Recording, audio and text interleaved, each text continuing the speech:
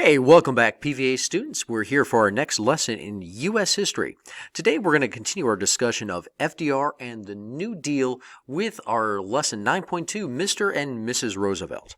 Now, mostly what we're going to be focusing on today is we're going to be focusing on some of the major personalities and people that became involved during this particular time period of the New Deal and what they did and why they were so important, including some of the major controversies surrounding the New Deal and FDR's actions.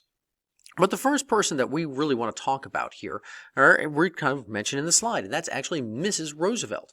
Now, her name was Eleanor, and Eleanor Roosevelt became a very influential and popular figure during this particular time period. And she's going to really revolutionize how the First Lady is going to be seen across the country.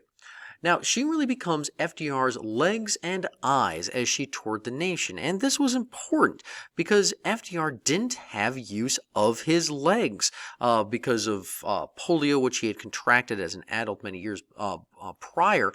He wasn't able to walk, or at least not walk without a lot of assistance, and he was oftentimes wheelchair bound, and this made it much more difficult for him to travel. And so Eleanor Roosevelt got out among the people, toured the nation. I mean, you can see the list on the map. That's all the different places that she visited. And she became in many ways kind of the conscience of the New Deal. And she expressed the needs of the American people. And so she was a very, very influential person. She wrote a weekly column that was widely read during this particular time period. And on top of that, and probably most importantly, is that she becomes really important in speaking out on behalf of African Americans at this particular time, and becomes a major advocate for African Americans. Eventually during the 1950s, she serves on the board of the NAACP. I mean, really, really important lady at this particular time. So definitely know who Eleanor Roosevelt was and how important she was at this time. However, despite all of her efforts, there was a lot of criticism with the New Deal. And one of the biggest criticisms was that it wasn't doing enough. You can see this is the graph of unemployment. And you can see that the number of unemployed Americans is going down, but a lot of people didn't think it was happening fast enough. Now, one of the most important critics of FDR was this man that you see right here. His name was Huey Long, and he was a senator from Louisiana. Now, he was a Democratic senator from Louisiana. That's the same political party that FDR is from. And Huey Long had an entire program that he called Share the Wealth. And his idea was to tax the wealthy people, anybody making over $1 million a year, and you could give $2,500 per year to every single American family. And the idea behind this was, that you could, by taxing the rich, you could really help out the poor. Now, he became very popular on the radio, but he would eventually be assassinated for this, and for some of his other views when he would run for president later on. But Huey Long became one of the most outspoken critics to FDR's policy.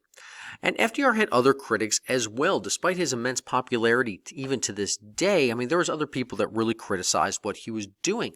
Some people thought that not only was he not doing enough, but many people also thought that FDR was doing way too much.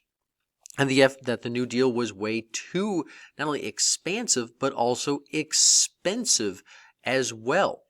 And so because of this, as FDR really actually starts to kind of back off government-funded jobs and programs, and because of this, unemployment really starts to rise pretty quickly towards 1937, 1938. And the New Deal wasn't doing enough to stimulate the economy to end the Great Depression. I mean, unemployment was, even by the end of the 30s, by the end of FDR's first term into his second term, was still hovering right around 10 to 12%. In addition to this, what we also start to see is that the New Deal programs were starting to be declared unconstitutional by a very conservative Supreme Court. And two major programs, the AAA, which we talked about in the last video, which helped to regulate the prices of farm products, and another program we didn't talk about called the National Recovery Administration, or the NRA, were both struck down as unconstitutional by the Supreme Court.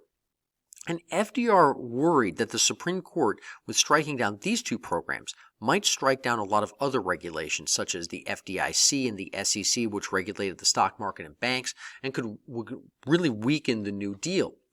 And so what FDR proposed was to pack the Supreme Court.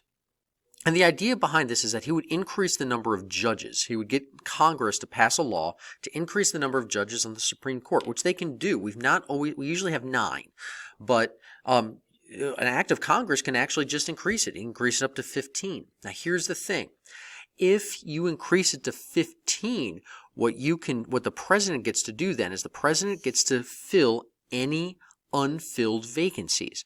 So if someone dies on the Supreme Court, like we had a little while ago when Ruth Bader Ginsburg passed away, President Trump got to appoint Amy Coney Barrett to the Supreme Court. So any open position, the president gets to put a new person in there. Well, if you increase from 9 to 15, all of a sudden there's 6 empty slots, and the president, that's FDR, could appoint people in there. Well, look at that cartoon right there. What kind of people is he going to appoint? He's going to appoint people that are going to go yes, yes, yes, yes, yes to everything that he says. And people were really worried that this was going to be steps from government reorganization, that's the New Deal, to Supreme Court revision, that's the court packing, to FDR becoming a dictator. The title of the cartoon is Step by Step, going up to a dictatorship. And a lot of people were really kind of upset by this. It appeared that he was overstepping his constitutional power, and this would upset the system of checks and balances by putting more people that were just going to be yes men onto the Supreme Court. Now, this eventually didn't happen because of the public outrage as a result of this. But what we should understand is that this shows us that there was many people that were opposed to some of the things that FDR was doing. Now, one other person that we want to talk about comes a little bit later in this entire story of FDR and people that worked with FDR. And this was happening during World War II.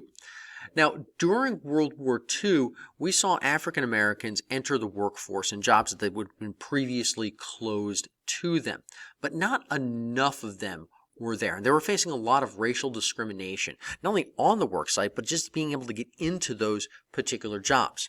Now, one person, this is the guy that you need to know. His name is A. Philip Randolph. Now, what he's going to do is he's going to propose what's called a March on Washington to force FDR to pass laws to help African Americans in the workforce and achieve jobs. And so FDR, not wanting to face a major strike during World War II, he's going to issue what is called Executive Order 8802. And what this does is this ensures equal pay for black workers and is going to create the Fair Employment Practices Commission, which is going to prohibit discrimination in government and businesses that received federal contracts at this particular time.